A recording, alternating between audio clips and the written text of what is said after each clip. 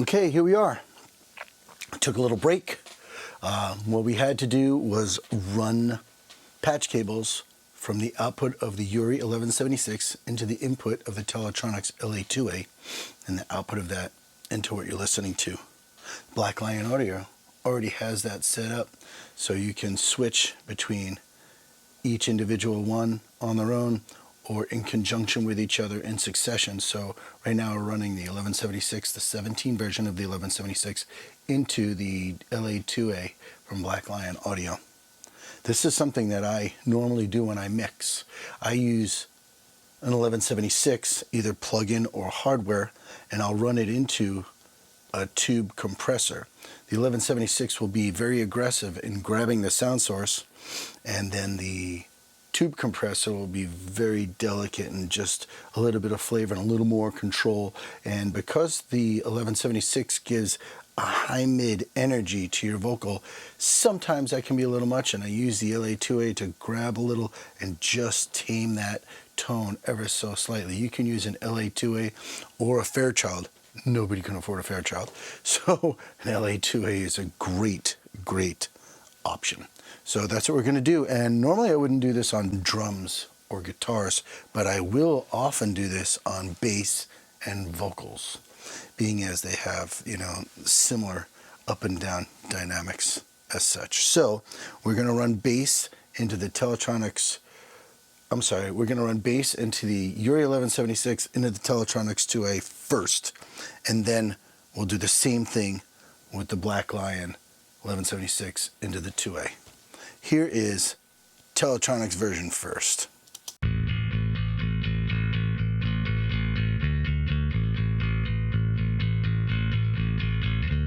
Black Lion.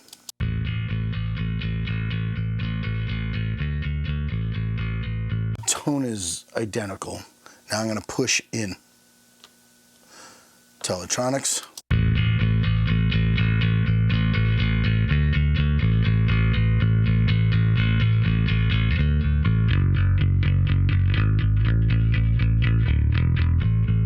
Black Lion.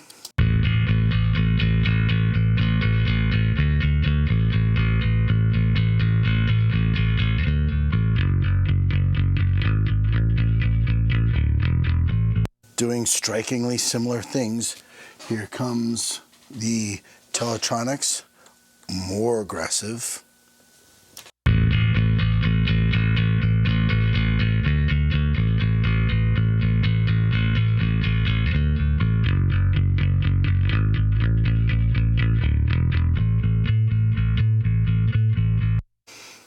Black Lion Audio.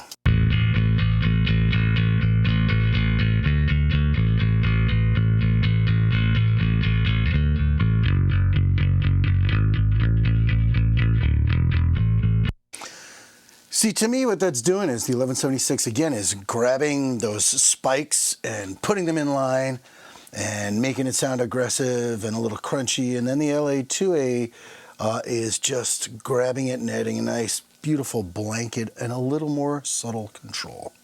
And that is definitely a trick that many mix engineers do. You can track like this also. There are many times I track bass and vocals using the same exact trick, where I try to grab the really aggressive transients with an 1176 and then just put a little bit of a tube compressor, usually an LA2A or something like that, on top, just kind of tickling it to add that little bit of flavor to it. Now I'm going to really smash into it and see what happens. Here's bass into the URI and the Teletronics.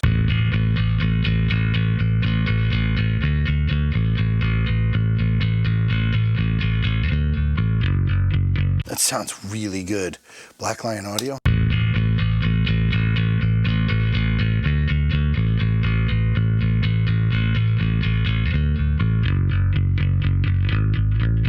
Even super aggressive on both of these, I don't lose any bottom end. I'm not losing any character. Matter of fact, it's adding personality and control to the sound source. And I love that trick on bass. I use that all the time. Another sound source I would definitely use that on would be vocals. So let's try vocals into the Teletronics first.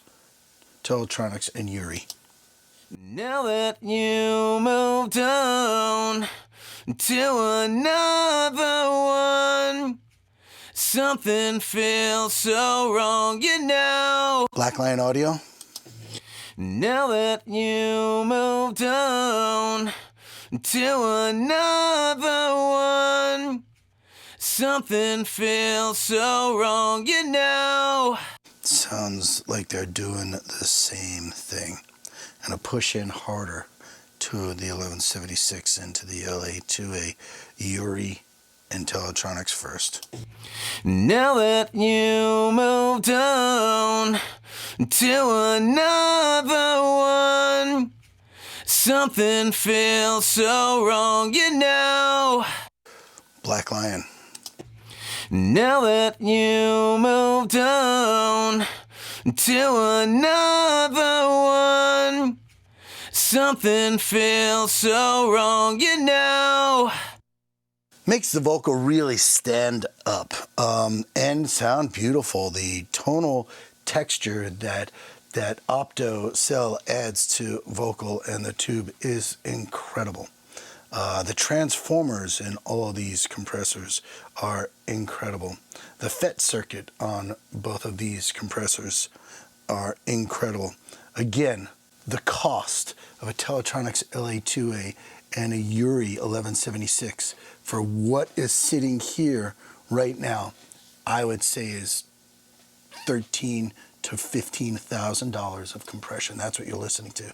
I'm gonna push one more time, even harder, be super aggressive with the Uri Teletronics chain.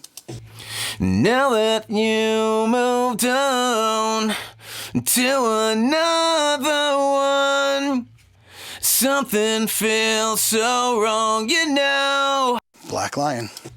Now that you moved on to another one, something feels so wrong, you know. Just the control of the transients is impeccable. I don't feel that I'm losing any of the character or bottom end or top end in either one of these chains, and both of them are making the sound source sound mix ready and incredible. I would have to watch de-essing once I start really compressing at this level. Normally I would put a de-esser on after this chain, and this time I'm putting it on slightly before the chain, so the compressors will add sibilance, so you're gonna have to be a little aware of that. So what, I de-ess vocals all the time. And now we're, believe it or not, gonna do something that I normally wouldn't do, and we're gonna switch the order really quick and do the bass and the vocal thing, and I bet the results are not what I expect them to be. I bet it's gonna sound great, and I'd be like, hey, I'm gonna try this now. So give us another 2 minutes so we can wire up, and we'll be back in a second.